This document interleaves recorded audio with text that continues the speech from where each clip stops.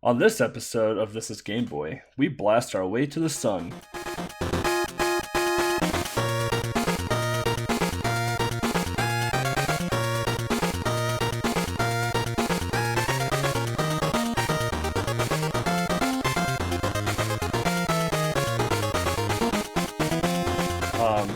Welcome to episode one of This is Game Boy.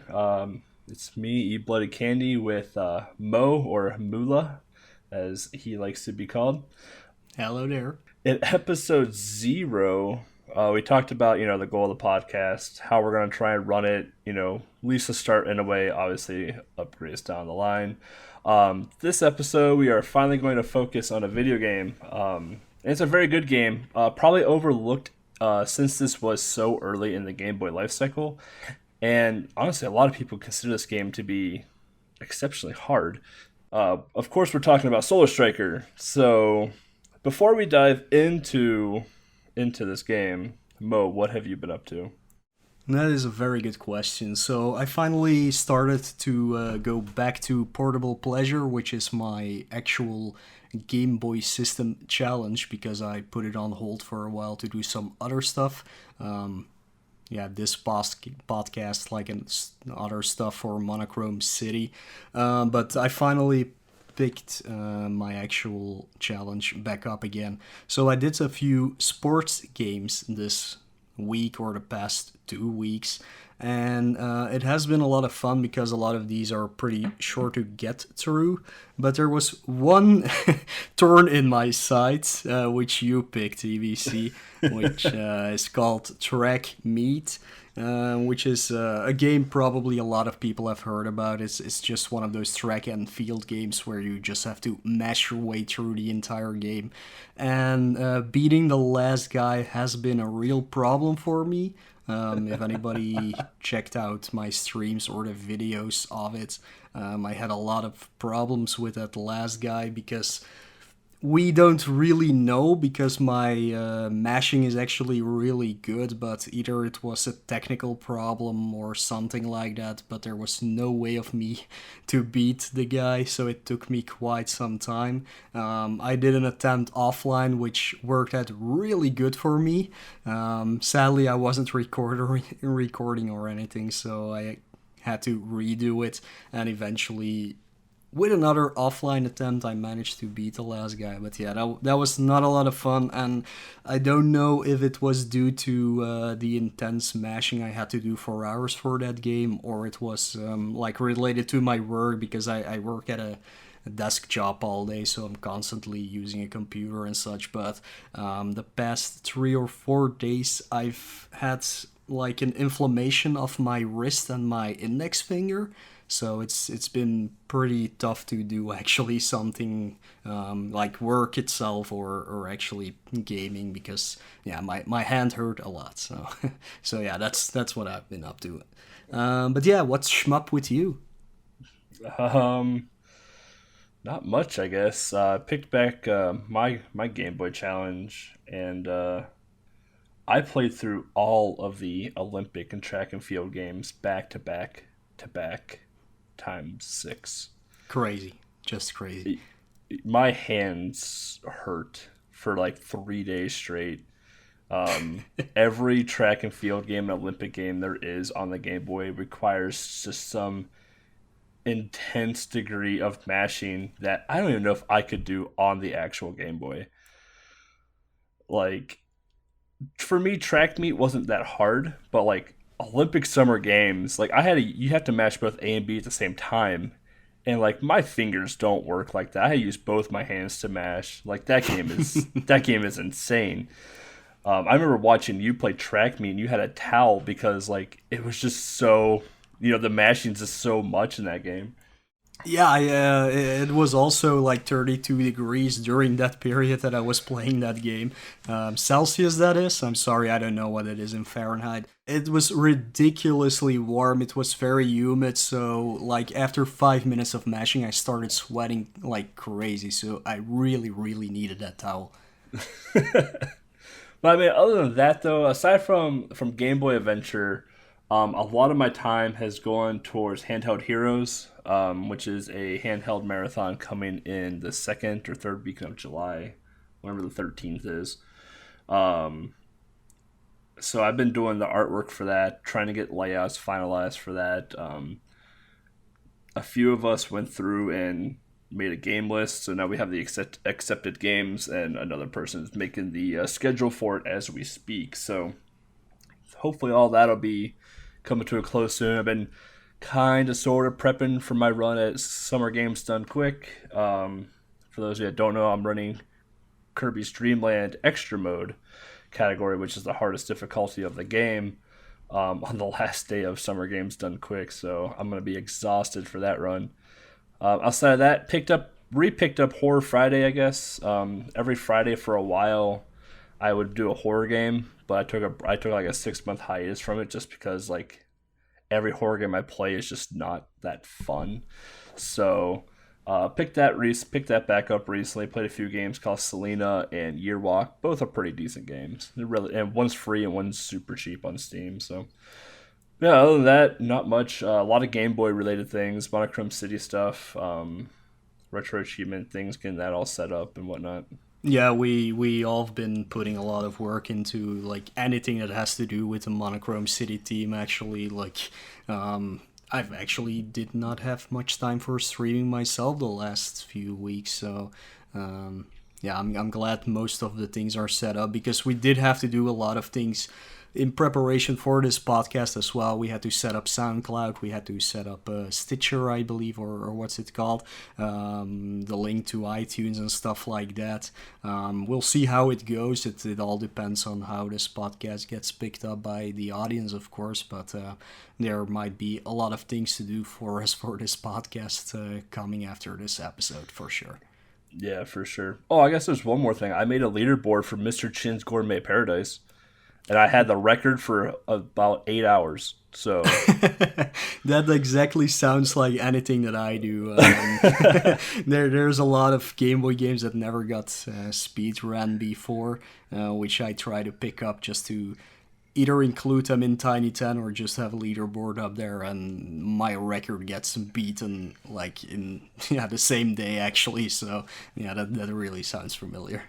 yeah, it's not a good game, but yeah, someone else decided not to have a life either. So Indeed. Anyways, I think that just wraps it up for what we have been doing. I think it's time to just blast into this bit of a hidden gem called Sewer Struggle.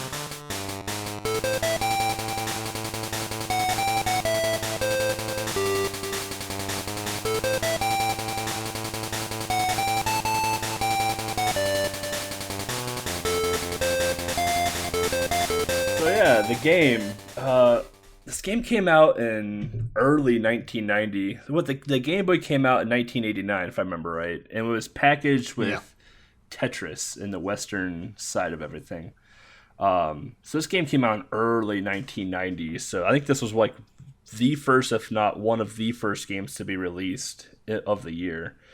Um, Released in Japan first, on January 26th ish, and then February in the United States. So a month later, we get the game. Then you guys didn't get it till like September. Like that's crazy. Yeah, I think the Game Boy itself didn't come out like a few months after when it came out in the US and Japan either. So it's pretty normal for stuff to come out almost a year actually after it got released anywhere else. So at least at the start, like for later games, they all kind of got released during a 3 month period, but definitely at the start it was a little bit slower. Well, the big issue I think with the retro market, at least back then, was that like there was no standardized like release date. Like a game would come out in Japan and like no one in the West would know about it for months, and then all of a sudden it's like someone's like, "Oh, this game is out. This game is cool. We should. It would probably sell in the Western states. Let's translate it and move it over here." So like 6 months later, we get a game that was already out in Japan. So like I feel like back then, like just game releases in general were just so sporadic, and they just weren't on like a typical release schedule like what we have in today's day and age. Like things come out like on a Tuesday or the middle of the month or end of the month. Like there's like a set schedule for games to come out, usually in a quarter. But like back then, it was just like, yep, here's a game on January 26th. Maybe the next game will be out January 27th, January 28th. Like there just wasn't a set release schedule, which made things really cumbersome when it came to like game releases in America, Japan, Europe. Heck, even like retro games, like the stores in at least in America, like if one store, say Target for example, didn't have a retro game, like didn't have Bionic Commando for NES, if you like walk across the street to Toys R Us, they would have Bionic Commando. Like some stores only carried certain retro games versus others too. Like it was just a bizarre market back then.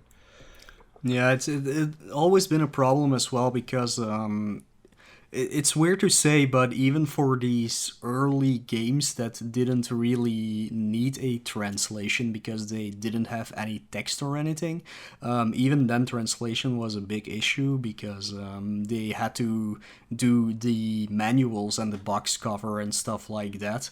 And I think that's also a big reason why it took them several months in between them to release a game in different regions.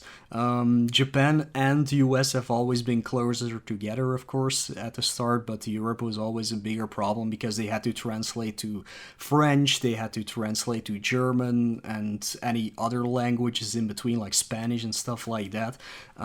So I think that's where the big gap came from. Nowadays, they usually take care of all that stuff before a game actually gets released, and then they can have a closer release date together. Yeah, going back to like the box art stuff, it's kind of insane. Like if you look at the box art, like they're very different. Japan and America, and sometimes even all three regions, Japan, America, and Europe, will have very different box arts. Or like it'll be the same released game, but with a different title. Bamsy, We're Back, a Dinosaur Story, Baby T-Rex, the exact same game, different sprites. Like it's kind of nuts how all of that works. But like if you looked at like the translation between like the cover art and the manuals between the Japanese and US and European, like it seems like a lot of times the Japanese game covers are a lot more in depth. They have a lot more detail to them. Like they have a lot more going on onto the thing because like that's how I'm gonna probably bite my tongue on this, but like I feel like that's how the Japanese culture is. Like they like vibrant, they like story driven drawings versus the US and Europe, where like if you look at our covers, like some of them are just simple and boring and plain. Like I'll use Avenging Spirit as an example. The Avenging Spirit cover in Europe is an adorable ghost on the front cover. It's a blue background and it says Avenging Spirit. Come over to America, the Avenging Spirit cover is this gangster guy who looks nothing like anything in the game at all, shooting a Tommy gun. And I'm like, I don't understand why this is a part of the cover. Another example is Alien vs Predator.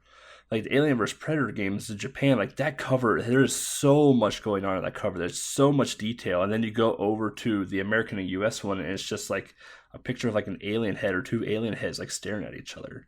Like they're very different in terms of that as well. I don't know if that's because like they're catering to two different audiences or because they couldn't, get the base artwork from Japan, so they had to recreate it over here in the US or Europe to like make the new cover. I don't know what the whole history is behind that, but it's very interesting to see the two different covers for the exact same game come alive. Yeah, the only example that comes to mind immediately when talking about cover art is maybe the Marus Mission cover art. When you look at the European release and maybe the US release, I'm not pretty sure, but it's like a very standard Western cartoonish style, which has absolutely nothing to do with the game because the game is about a little ninja guy who's shooting ninja stars all over the place. And when you look at the cover art of the at least the European release that I know of, it's just a guy in a t-shirt and jeans wearing his head backwards and some kind of monster behind him, and it's all like with dots everything. It's just so strange that they translate even a cover art that way for another audience, and like it does not reflect the game at all anymore. And Japan is mostly better in doing that, so you know, you usually know what's coming up, what are you playing, and stuff like that. But yeah, Europe and America always tend to go for like a more familiar look, which maybe has nothing to do with the game at all, but just to sell it more. It's really strange how they do that. Yeah, well, thankfully, if the cover art for Solar Striker, it is a bit different, but both cover arts do reflect the point of this game.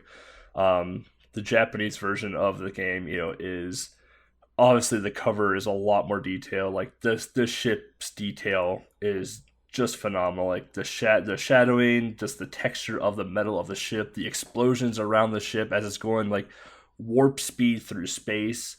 Um, just shows like, oh, okay, I'm probably going to be in a spaceship shooting things. And then we jump over to the U.S. and European cover. It's still a very similar outlook. Instead of warp speeding through space, you're kind of like blasting your way through like this fiery vortex. And although the shading is there, it's not as the shading and detail just isn't as in depth as it is in the Japanese cover. But you can tell that you're in a ship or a space shuttle or whatever it is you want it to be, and you're blasting your way through a bunch of aliens on the cover. Like you understand what you're about to get into from both covers. It's just one is a lot more artistic and detailed versus the other in this case. Indeed, that is usually the case with these cover arts. We might be addressing some of them later in future episodes where there's a lot of difference, but you can clearly see the detail that Japanese artists put in their cover art compared to European or American cover art artists. It's a totally different style, and yes, in this case, it does. Like depict the same kind of idea, but for us it's a lot more vibrant and colorful, whereas for Japanese it's a lot more dark, so it's kind of more eerie that you're on a mission into space, so it's pretty weird. Yeah, it's a pretty interesting cover. But like diving more into this, like this was published by Nintendo, but it was developed. It was kind of a mashup development between R&D1, which is the research and development team for Nintendo, and Minakuchi Engineering. And for those that don't know who Minakuchi Engineering is responsible for four of the five Mega Man Game Boy games. They didn't do number two, I believe it was. Definitely not. No, which is you can definitely see that that the second one was from another outsourced developer, and it really shows because they kind of did not know what Mega Man was while they were developing it. So it's kind of wonky. It's still a pretty good game casually, I must say. Like, I always liked it, but you can definitely see that Minakuchi Engineering knew what they were doing with the IP, and Mega Man World, as it's called in Japan, 1, 3, 4, and 5 are definitely the better games in the bunch compared to in the second one. Yeah. I think they worked on like what worked on like a Mega Man Extreme game too, didn't they? Was it three or was it all three? I can't remember. They did Bionic Commando. I want to say they did another Mega Man game too, but I can't remember. Yeah, they actually did a lot of games for Capcom, so that's the Minakuchi Engineering was definitely used a lot for Capcom games that needed to be ported. Like Bionic Commando, we're talking about the Game Boy version of the game, which is an amazing game on its own. It's a really good port. It has its own quirks compared to the NES version. Definitely worth checking out. But they also worked on titles like, for instance, Wily Wars, which was on Sega.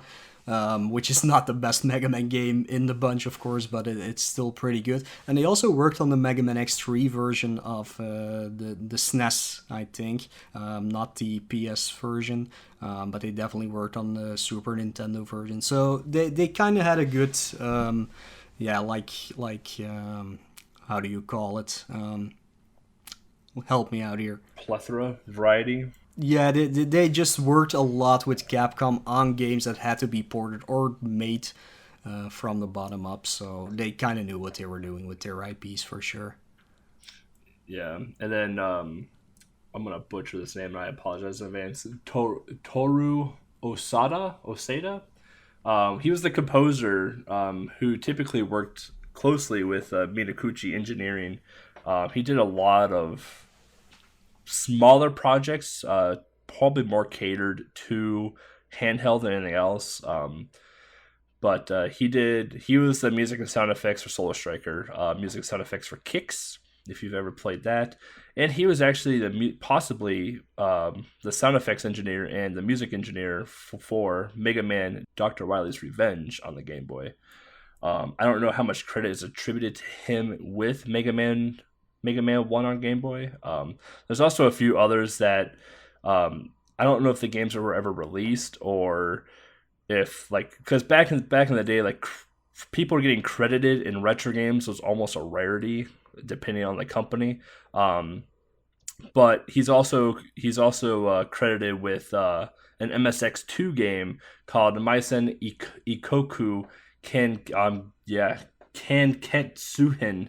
I don't even know what that game is, but he was the music director of it. So that's a really tough part about some of these older games too, is trying to figure out like what people get credited for along the way, because a lot of people just didn't document what they did back then. Like Capcom was all right. They may have not accredited in the actual game, but they credited somewhere in files that are now online. Konami did an all right job, but there are other companies that just like, here's the end screen, no credits. Go online to look about the game. No one's credited for the game at all. So like sometimes like it's hard to figure out like who the composer was, and if you can't find the composer, sometimes it's hard to figure out like their whole gamography of like what they've done. Yeah, especially for Toru Osada here. There's actually not that much information about him at all. So that there's a few games he has been listed to have worked on, but actually besides that, we cannot really find any more information about him. So I think he just did a few titles for Game Boy together with Minakuchi and Engineering, but besides that, I don't think he has done anything else, or he has just never been credited properly in other games. Yeah, but diving more into actual Solar Striker game itself, the plot is interesting to say the least of where you look up the plot of the game.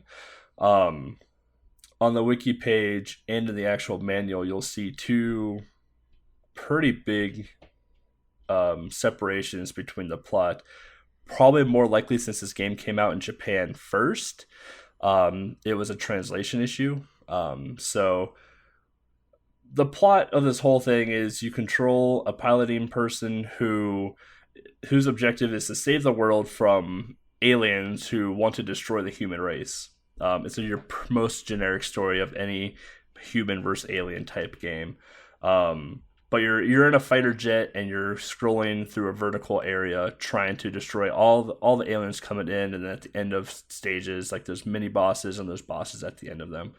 Mo, do you want to talk about? I don't know if you have the information available to you either, but do you want to talk about possibly the difference between the Japanese and US and EU release, like in terms of like the plot and story?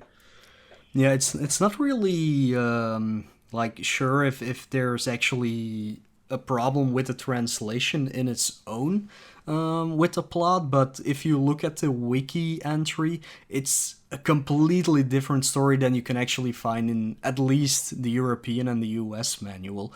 But in its all, it's always about planet Earth finding an alien planet, and they get attacked, and they only have one more hope to actually save their own race, and then they actually make the Solar Striker, which is the ship name, and they send that ship off to actually fight the aliens, and they always have to destroy the inner core of the alien planet, which is some kind of alien computer thingy, and whenever that gets destroyed, they will be free. But I don't have the actual text here with me, but if you just read through them, they're really completely different. So it's even weird if it's only just a translation issue.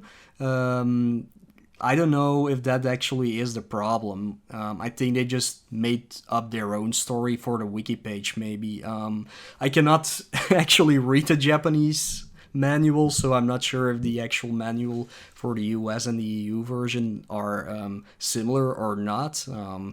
If anybody actually does know how to read Japanese, you can always let us know. I'm very interested in that, but maybe just the wiki page has a story made up by somebody just making the wiki page that has nothing to do with the game at all, because it's really, really different. Yeah, another thing to like take note of if we're gonna reference the manual too is that the manual for this game, I'm taking a look at it now, is a little unique. I've played my fair share of shoot 'em ups already just because of this challenge. And this manual goes through every single enemy that you'll encounter, how many points they're worth, and like hints on how to attack them. Like the manual kind of holds your hand through a lot of this game already. Like I never really noticed that until now. It tells you like how the power up system works as it should. Like power ups is you get a power up, you have a double shot, but you need to get like two more power ups to get a triple shot, and two more power ups to get what is called the turbo missiles, or these big shots that come out of your ship. So it's really interesting to see how all that comes up. It tells you how many points each power up is worth, how many stages there are. Like it's kind of neat on how much like it tells you in advance. Like if you just read the manual, like what to expect with this game. A lot of times the manuals just tell you like, hey, here's the levels, here's about each level, here's the lore, here's the controls, here are the enemies, but we're not going to tell you how to fight them or how much they're worth. Just go at it type deal. Yeah, it's strange. Like, I've looked through a few Game Boy manuals during my challenge as well, just because there's a lot of games that you really have no idea how they work unless you look it up. And some of them are really detailed, like literally being a guide to the game. Solar Striker is kind of one of those games, but there are definitely a few that are just like, you press A and you jump, and you press B and you attack, and that's about everything they will say about it. And it's really cool to see those really detailed manuals, especially if you compare it to games right now. There's there are just no manuals anymore. It's all in-game tutorials, if even. So it's really cool if you get your hands on a manual that works like a tiny guide for an entire game, and actually a really short game, especially on Game Boy. But it's always nice to see that they put so much effort into that little tiny book that just comes with your game, compared to what they do now, where they just skip it completely. Yeah, it's really unfortunate because that was one of the things I remember growing up and getting the game and like looking at the back of the box and like, oh my god, these pictures look great. Oh, I gotta save humankind. And you open up the box and pull out the manual. Like the first thing you did, at least for me as a kid, was I pulled out the manual and I went through the manual to see what I was getting into. And I just got so hyped after like flipping through like 3 pages of seeing like screenshots of the game and enemies of the game. Just made me more excited to play a game. Unfortunately, like that's just not there anymore. Like people now have like these release trailers, like these huge, like grandiose, CG trailers of the game now, and huge conferences for these games. And it's like it's fun and all. I can get pretty excited for it, but I just rather have a manual in my hand again. Yeah, absolutely. Like, as I said, most of the new releases do not have any manual at all anymore, and I'm really glad to see that a lot of the indie game developers are getting their chance to, even if it's only limited, have a physical release of their games. And I've been buying a few of them. Like I got Wonder Boy the Dragon's Trap, I got Binding of Isaac on Switch and stuff like that. I got Valley, and they always come with a manual, and it's just so nice to open that box and just see like, oh, there's a booklet in it that I can read through, even if it only takes 5 minutes. But it just bumps you up to play the game and even gives you hints on how to play the game, and that's something that is very much missing in any new releases. And it's kind of sad to see that like the entire gaming industry has come to this right now, that they just skip over a manual completely, which kind of, like, you know, the artists that ever always made those manuals in the past are basically out of a job now. So it's really sad to see that.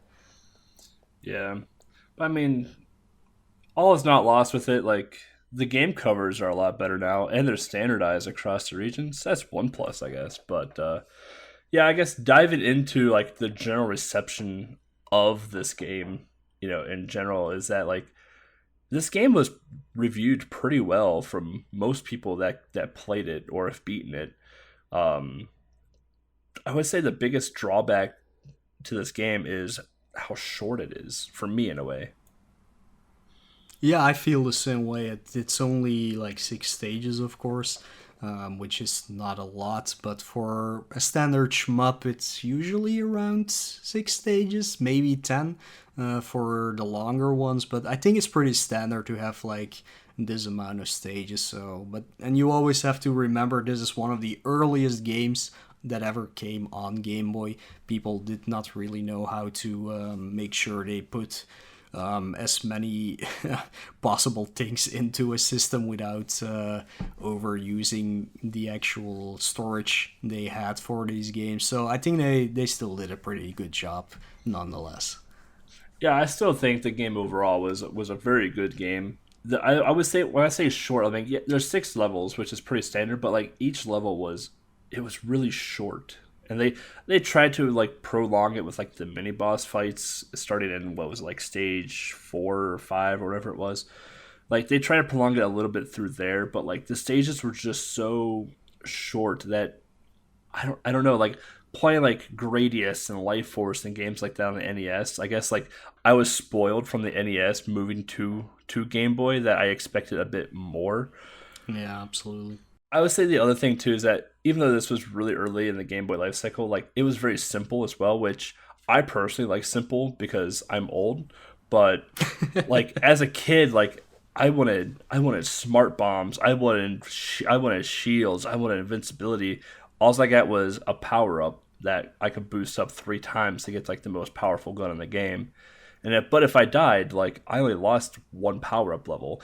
Like it was a very simple game, which I think helped the game in the long run because people could just jump into it right away without much of a learning curve. But again, like I said, like I think I'm spoiled from playing, you know, arcade games and NES games where like all of these like power up systems like are just more robust, you know. Yeah, I definitely understand what you're saying. But for me, this is probably the first shmup I've ever played in my life, so I didn't really knew much about them. So for me, it was always yeah, pretty clear what I had to do, which is great, of course. But yeah, definitely looking back now when I've played a lot of shmups, the power up system is kind of low standard, I guess. There is not much going on in the game itself, but that does.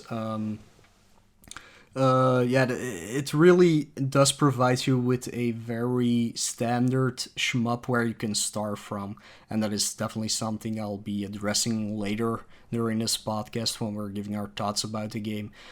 So I'll get back to it then. But yeah, I understand what you're saying, but yeah, I think it worked out pretty well for this game, especially for such an early Game Boy release, where maybe a lot of people had also, just like me, never had played a shmup before. I think that was a very good start for this genre, at least. Yeah, I definitely understand where you're coming from on that. But like you said, we'll give our thoughts next. So we're gonna take a short break. When we come back, we'll give our opinionated thoughts of the game. I don't know. I might even rate this game. We'll see. Yeah, you guys will hear about our thoughts about this game after this nice short break with a song from the actual Solar Striker game.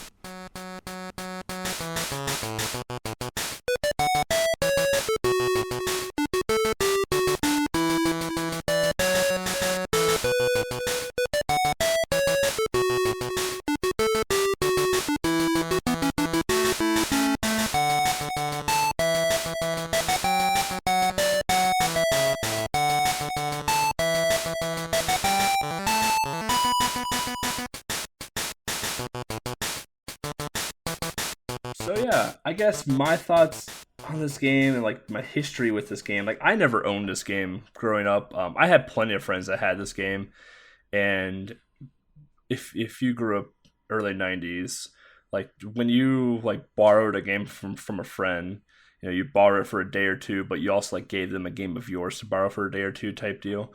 Um, so like I played Solar Striker. I never beat it as a kid just because like I found it really hard because even though your sprites are small for the screen real estate that you have on the Game Boy, um, my eyesight isn't the greatest to begin with. So like I personally had a really hard time seeing things. As an adult and playing it on a bigger screen with a Super Game Boy, I can see things a lot clearer now. But like on that little green screen, as a kid, I had a really hard time seeing obstacles to dodge. Um, but like I just never beat the game. Like I didn't own the game long enough. I wasn't really into like shoot 'em ups as a kid. Like I'd play Gradius and Life Force, and I guess you can call Guardian Legend a little bit of a shmup. But like I played those, but like I wasn't like full on into like, oh, I must go play every single shoot 'em up in the arcade, or you know breaking my neck to go play the next best shoot 'em up that comes out for NES or Super NES. It just wasn't my genre at the time. Um, Moving forward, I guess like if I had to choose, if if if I never played a shoot 'em up before the NES, and I had to pick a first shoot 'em up to play, I would probably pick Solar Striker just because of how simple the game really is. It's one of those games that you can look at it and be like, oh, there's a power up system, just a straight power system. There's one power up to choose from. I don't have to figure out if I want lasers, if I want bullets, if I want ricocheting magnets, or whatever crazy power ups there are out there in the world, which in the shmup world. It was just like your basic run in the middle, like six types of aliens, a power up system, and then you have a boss at each end of the stage. Like very very simple. Um, it's very forgiving. If you have say the most beefy power up, if you die, you go back down one level. Like it's whatever. Um, I would say my biggest gripes and for me, like I had to break this out into two different windows. I had to break this up as a kid versus as an adult. So like as a kid, I thought this game was hard just because of the green screen on the Game Boy and just my poor eyesight in general. Um, but I like I mentioned earlier, like I was just spoiled in the shoot 'em up genre because of NES and arcades. Um, so I expected the universe, and instead I got an ocean type deal. As an adult, I personally think this game is entirely too short. Um, it is six stages, but the stages are just to me they're way too short. After playing other games out there that came out for the Game Boy later on, like I reflect back on Solar Striker, and I think my opinion is probably a bit more biased on it now, just because of that. The simplicity of it is really nice, but again, I wish there was at least like a smart bomb type feature to the game. There might be, and I just don't know there is. No, there isn't. Okay, so perfect. There isn't a smart bomb feature to the game. Just something like if you do get like stuck in a way where like, oh god, there's a bunch of enemies on the screen, which doesn't really happen till like stage 6. You're just like, oh, I need something where to save myself, and you get smart bomb out of there type deal. But there just isn't that in the game. But I mean, the game doesn't have much of a bullet hell to begin with. So, what do you think, Mo? Yeah, like a lot of my thoughts are kind of the same as yours. Just the same as you, I did not grow up really with this game. I just played it a few times over at a friend's house, and I think I beat it because it is really not a long game. It's not that hard of a game. And by the time this came out, I was only 4 years old. So I'm pretty sure that everybody who plays this game ever does have the ability to get through it, even if you do not have any history with shmups or anything like that. And that's something that I really, really like about this game, because if I talk to people and they're like, I'm looking for a good shmup, but I'm not really into it. Like, I've never really played anything like Gradius or R-Type or any of those all those bullet hell shoot 'em ups that are out there. I will always say, like, you know what? Just it may sound stupid, but just get the Game Boy out. Just play Solar Striker, because that is really, like jokingly said, a baby shmup. It is not too hard when you start the game. It only gets quite tough after stage 4, when there's mini bosses to deal with, when there's a lot more clutter on the screen. And the stage 4 boss is really hard, because he actually kind of represents a bullet hell, but still it's like 6 bullets are on screen, which you can easily dodge if you know the pattern. It's nothing too severe or anything like that.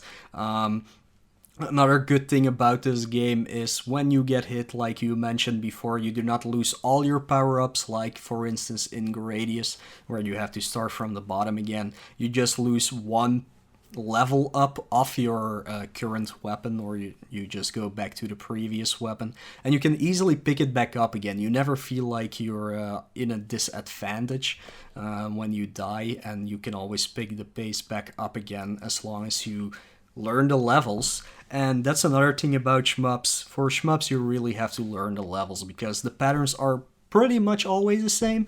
It kind of depends on your movement where bullets are gonna go, but like enemies always spawn in the same exact locations. The levels always look the same, even RNG stages with like mazes, like in R-Type and stuff like that. Once you know the route, you can easily get through them. And these stages in Solar Striker are so short that you can like learn them if you play the game 3 times in a row or something. So that's definitely a good step up. And yeah, like I said, no bullet hell. Like most of the projectiles coming your way are very easy to dodge, because they're always home into the position you are at when the enemy actually starts shooting you. So it's easy to dodge those. Maybe not on an actual Game Boy screen. I do not remember how it looked like on like the actual monochrome screen. It might have been harder to see. Maybe some bullets even disappeared.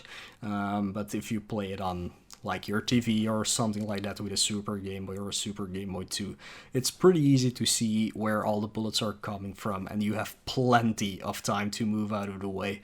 The only enemy in the game that can actually really destroy you, they start appearing from stage 5, are these like fireballs coming from the top of the screen. Again, they always spawn right on top of you. You just have to move left or right and you can dodge them.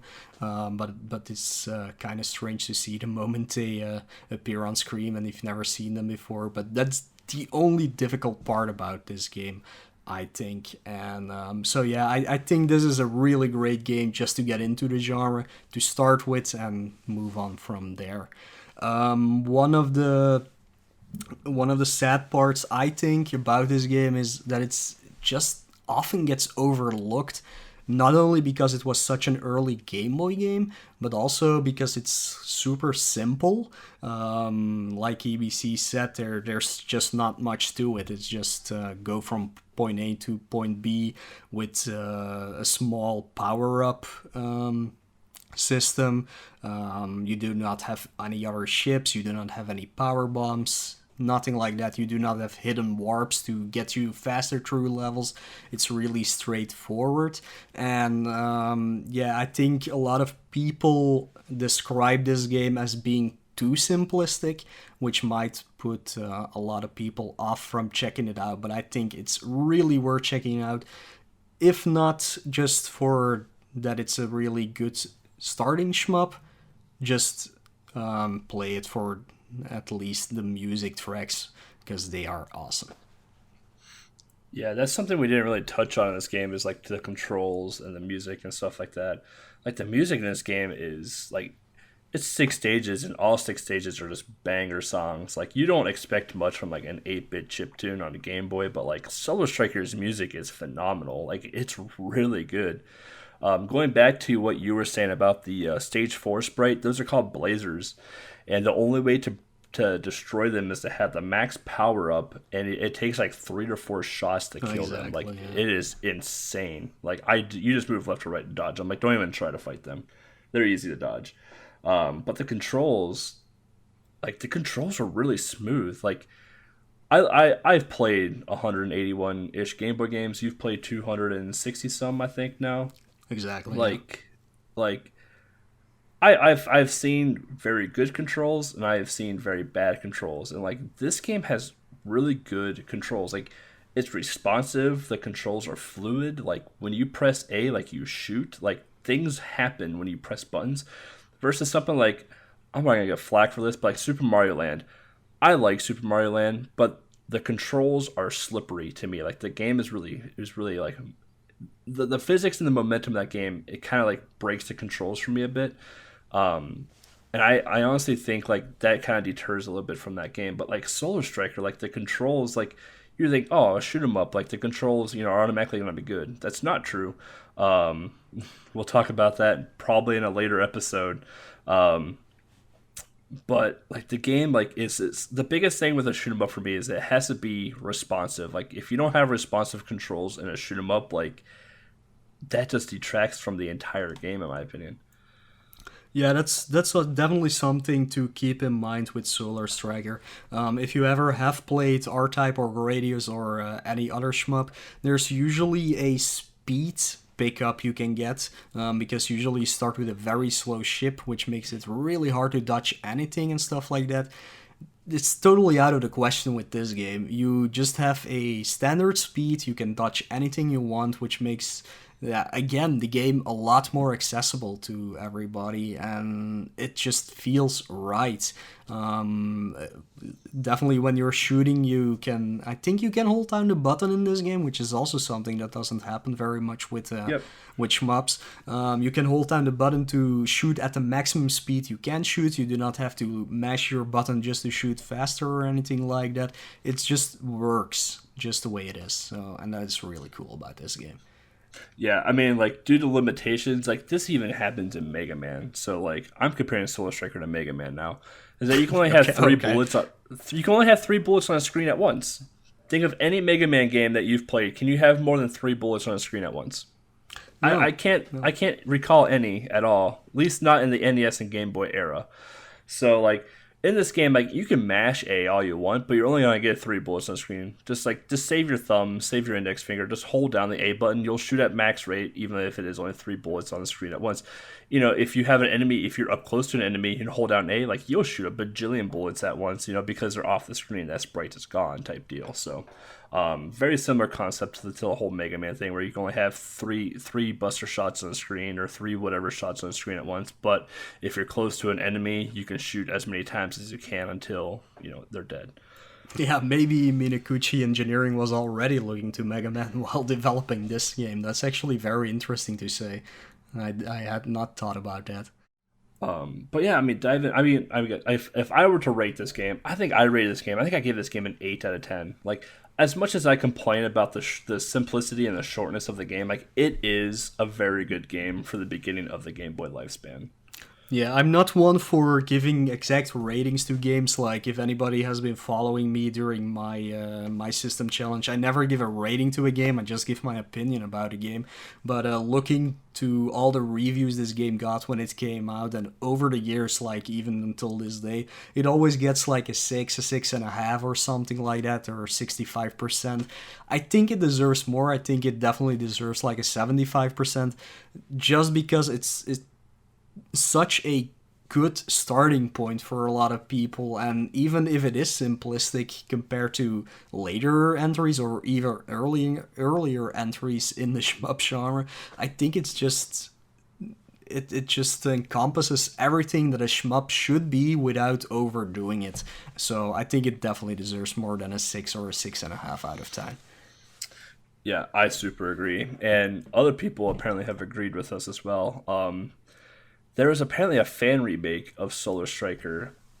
I personally couldn't get it to work on my computer, and I was very sad that Yeah, I me couldn't get it neither. to work. Okay, so like a few of us tried to make this. A few of us found this fan remake online, and we're like, oh, the screenshots of this look phenomenal. Like it was like a full like 3D rendering, like a 2.5D rendering of Solar Striker, just like completely redone. I was just like, oh wow, this is awesome.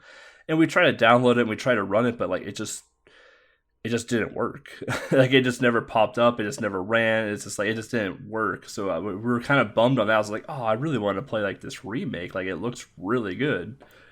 Yeah, I think it got released like maybe in 2010 or something, or a little later. Maybe it was made in one of those codes that only work on a like Windows.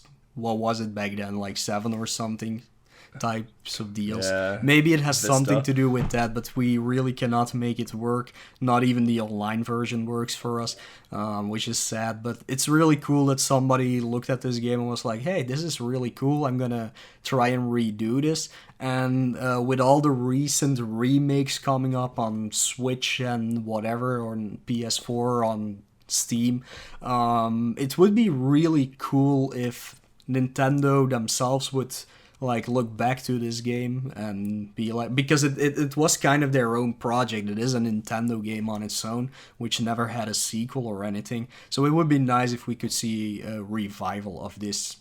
Can you call it a series or one shot? I don't know, but it would be cool if like on Switch there would be a new Solar Striker. Yeah, I mean, Soul Striker just like people obviously want to try to do this remake, but like it was also it was featured in a Game Master episode, wasn't it? Yeah, like stage 1 and 2 have the same music, and that track actually got used in the Captain and the Game Master series. If people still remember that series, I don't. It never aired in Europe, but I do know what it is. But they used it in the episode The Trouble with Tetris, although they altered it a little bit. And they used it later again in season 2 when. I don't know which episode it was. Let me see if I can find it here. It doesn't say, but it got used twice during the entire run of the Captain and the Game Master series. So you can also see a spacecraft in the series that actually looks a lot like the Solar Striker Japanese cover art. So definitely during that period, they were kind of trying to market the game a lot. So, you know, it would be really cool if they tried that again. I would love a show like that to come back, even if it's on YouTube exclusively. Like I would love a show like that to come back. I never like followed it like verbatim, but like I remember like watching episodes here and there, like throughout. Like I'd find random episodes while I was in college or university. For those of you that call college that, um, like I would randomly watch a few things here and there about it, and like they were good. They were dumb, but they were good. Much like most YouTube clips out there. Like look at Angry Video Game Nerd. Like he doesn't do much for Game Boy games, but like when he does, like they're dumb, but they're funny. They're entertaining, and they get to the point. Like his Power Rangers review. Like that game is and he got to the point. Physically, and emotionally. Um, but diving a little bit more, like we talked about in episode 0, like we're not going to have a huge speedrunning focus in this podcast at all. If you really want to listen to like a speedrunning focus podcast, the Frame Savers is the place to go.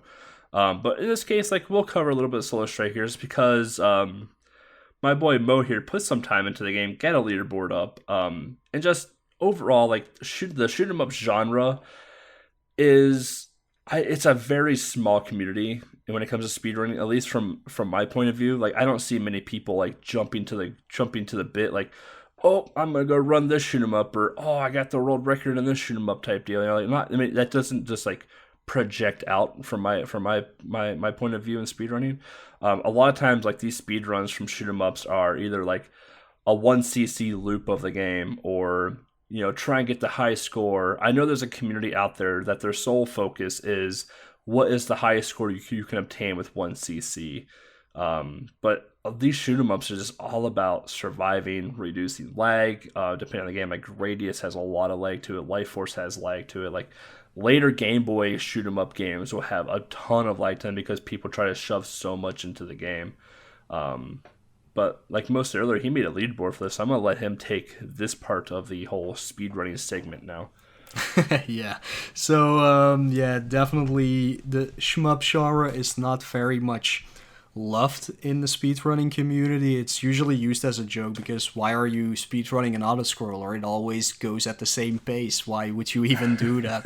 But yeah, like EBC said, it's kind of all about lag reduction, figuring out very good boss patterns, how to take them down faster and stuff like that. I've done a few shmups on Game Boy so far because like shmups get run on different systems. Like NES has a lot of Gradius runs, Super Nintendo has a lot of Gradius runs and stuff like that. So I dived into the Game Boy ones a little bit. So I did R-Type, R-Type 2, I did Battle Unit Zeot, and I did Solar Striker. I put a time down for all of those. Most of them got beaten except for R-Type 1, I believe. But it's really fun to see that I just put it out there and people do pick it up immediately. So they start making new strats for bosses and stuff like that, and it's nice to see. But the fun part about running a shmup is that everybody, if they learn the game, which is always kind of easy to do, to be honest, and well, except for like the bullet hell games, which require a lot more of like reaction speed and stuff like that. But these easy shmups are really cool to learn, and everybody ends up in like the same time at the end. And if somebody gets over them, it's like a big deal. So that's really cool to see.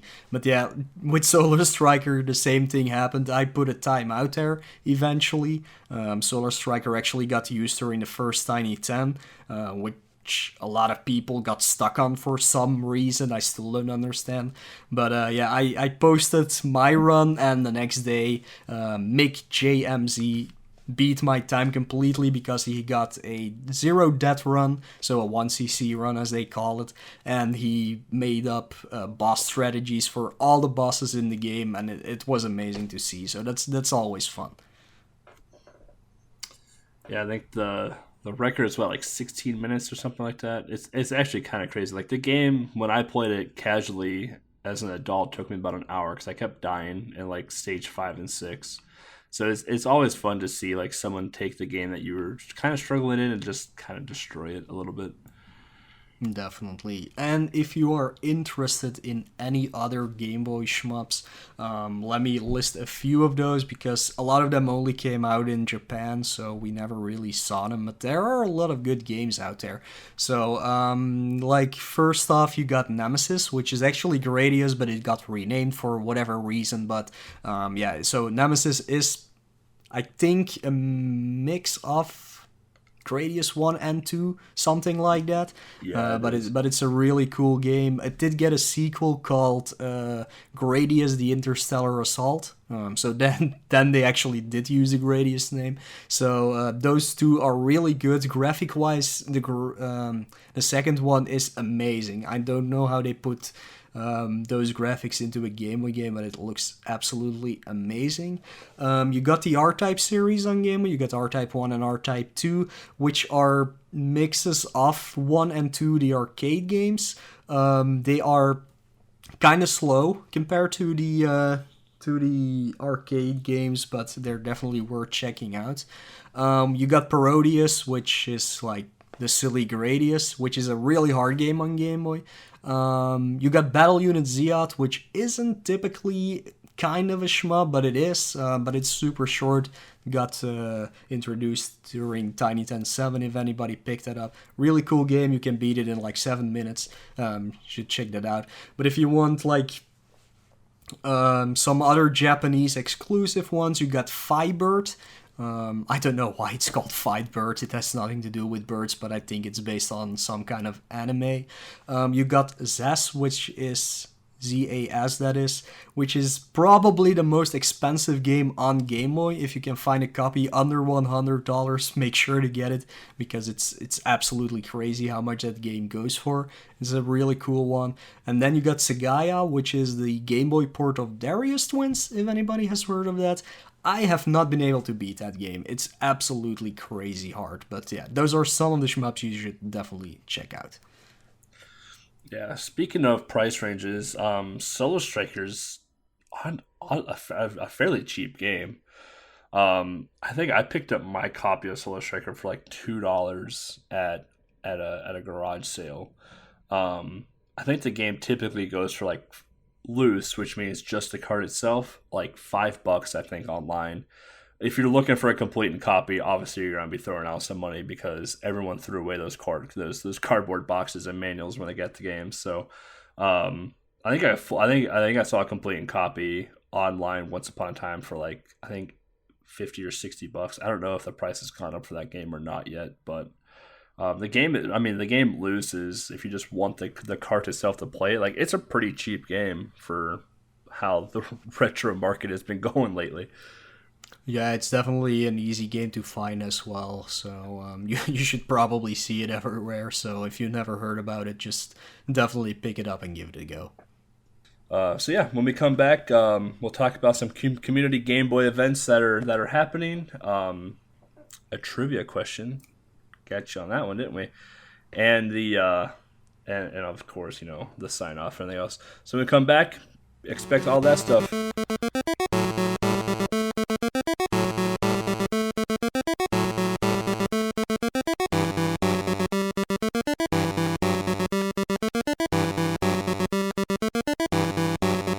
Alright, so we're gonna talk a little bit about the community events that are closely related to Game Boy. Tiny Ten 7 just happened. We are currently in the process of course, making Tiny Ten 8, but that's something that will come in November, so we will definitely address that, or even make an episode about it when it comes around. But at the moment, we have the Mega Man 2 Game Boy tournament still going on. It's happening on Speed Gaming, usually on Channel 2 or Channel 3, I believe.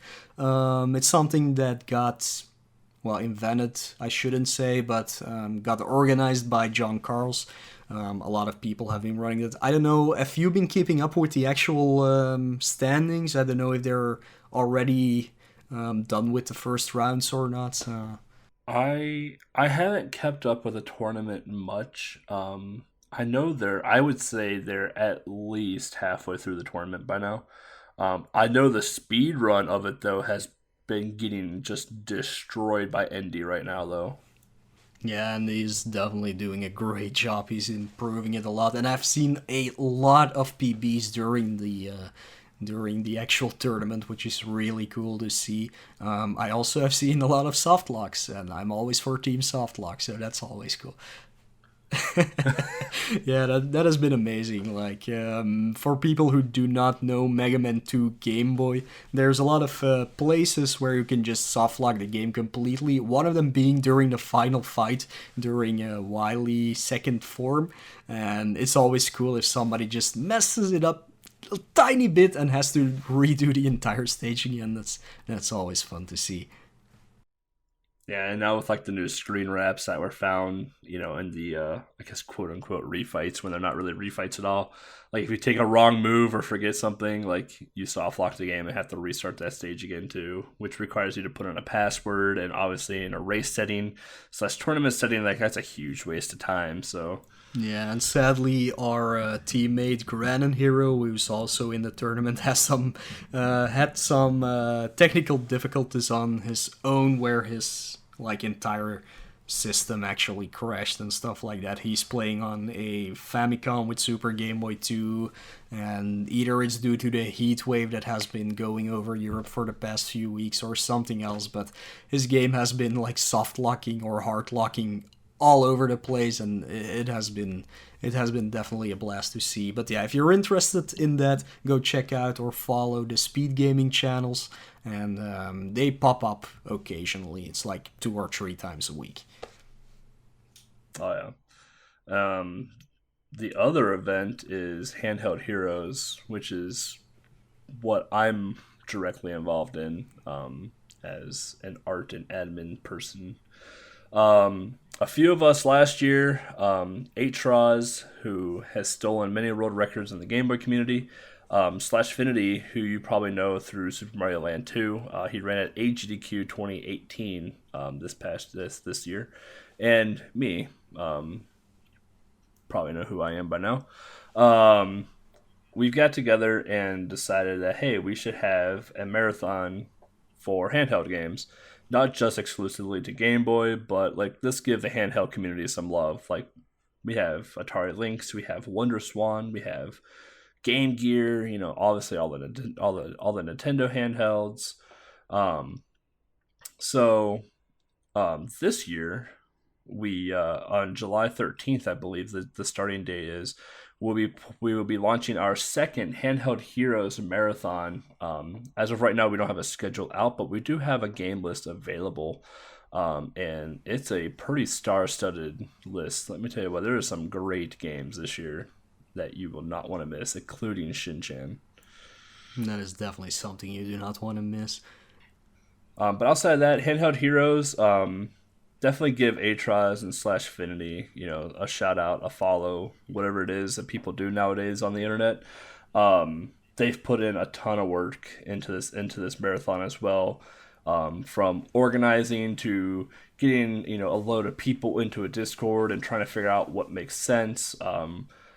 Just like figuring out a method for voting games in, creating a game list, creating a schedule, and then going forth and making sure that we have a place to stream this, aka Speed Gaming, making sure that the hosting and the restream and everything just goes smoothly. Like they put in a ton of work in. I typically don't stick around too much that weekend because that's my birthday weekend, and I usually go out and do something. But I do have a few runs. I will probably be around for a little bit of the weekend just to make sure like the actual marathon is running smooth. But give those two a much bigger shout out than anything else for that marathon. Yeah, I'm never really into the not in. Well, why I'm saying this completely wrong. I'm never in the actual Handheld Heroes event, because as everybody should know by now, I'm not a speedrunner. I really do not like put too much effort into anything, so it's definitely not something for me. I did do some commentary last year. Maybe for some runs this year I'll do the same thing, but whenever I will be available, I will certainly be in chat and stuff like that, because last year it was a lot of fun. It was really cool to see all of these games, even outside of my own Game Boy territory, being run. It was a really great week and just a great chat, a lot of fun to watch everything and to hear the commentators, so definitely go check that out.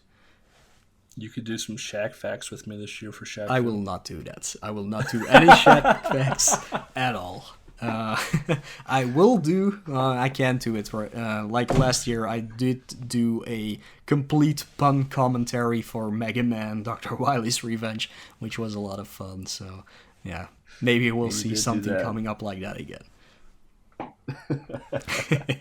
Alright, but now the moment everybody has been waiting for the past, I don't know how long this episode has been running, but it is time for the weekly prize question.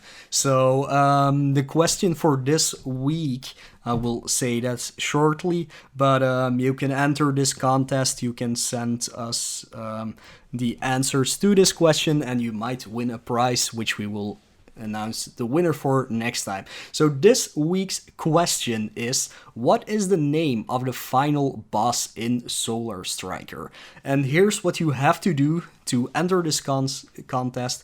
You have to send a yellow postcard to 3699 DMG Street, 74221 Monochrome City. Let me repeat that.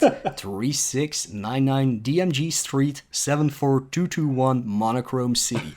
So yellow postcard, you know how it works, just send it in, we'll review every answer we get, and we will maybe pick your game as a winner next episode.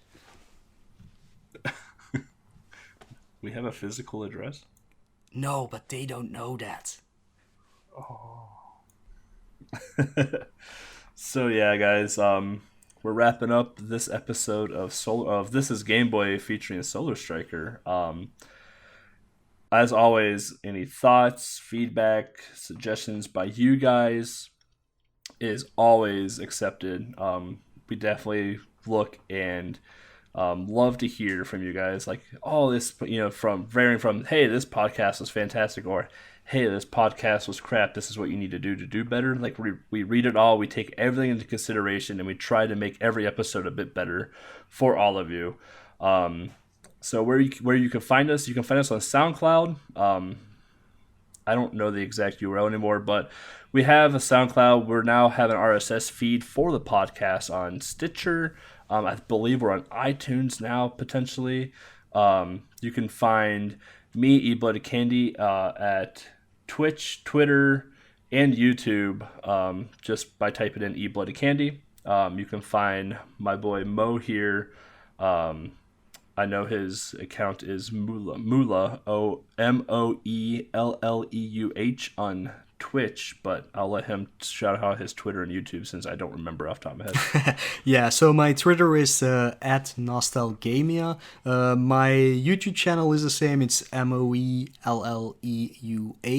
Mooleuh. Do not think about the U and the H at the end. It's just because some German guy always has Mooleuh, so I always have to figure out something else. And SoundCloud, it's kind of hard to say at this point because we do not have a pro account on that yet.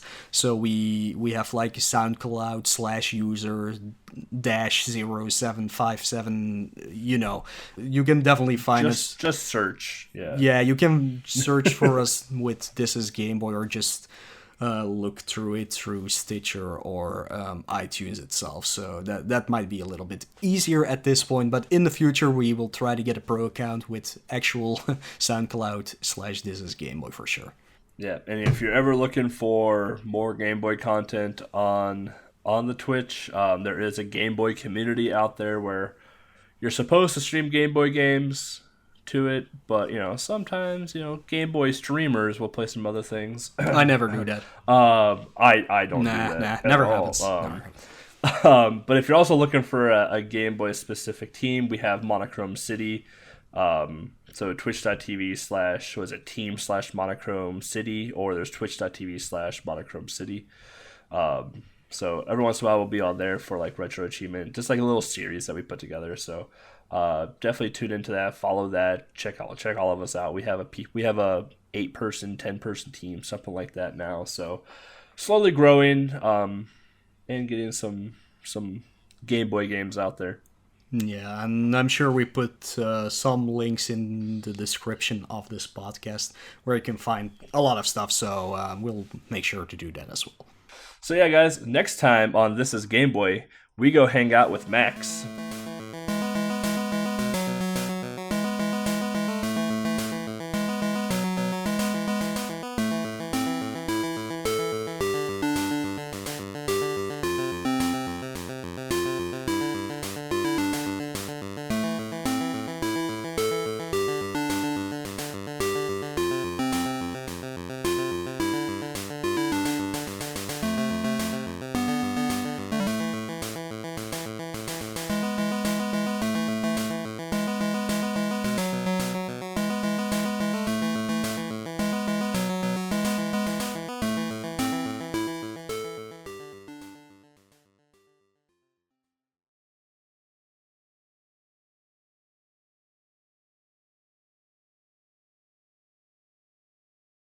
Yeah, I'm not gonna sing anymore because Lex didn't appreciate my singing during my intro recording, so I guess I'm just gonna not do that anymore. Wow. Yeah.